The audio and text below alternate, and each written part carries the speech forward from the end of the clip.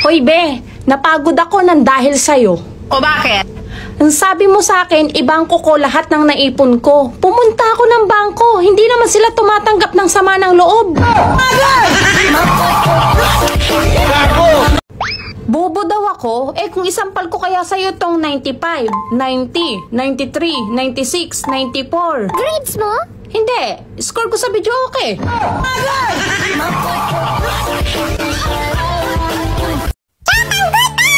Kapag ako nakatuluyan mo, ibibigay ko sa'yo ang langit at lupa. Di na, uy.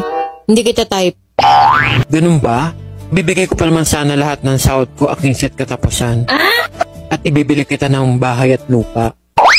Talaga? Bakit naman kasi ngayon ka lang nagparamdam? Ang tagal na kaya kitang type.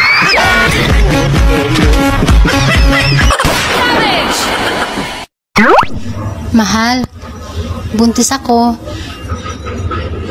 Talaga? Magiging tatay na ako? Oo, kaya dapat magpasalamat kay kumpare. Bakit kailangan ko pa magpasalamat kay kumpare? Tinulungan din kasi tayo ni kumpare.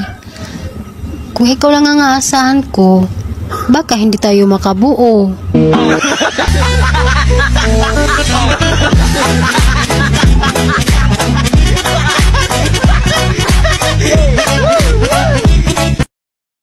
Urit gina mong kwarta, Sir Police.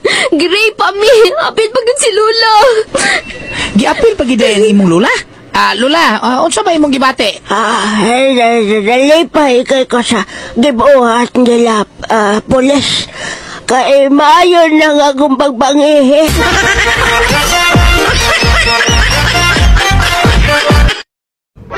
Alam mo kung ano yung masakit?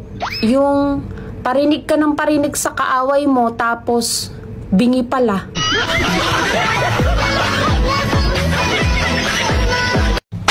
Ang dami kong nalaman tungkol sa akin.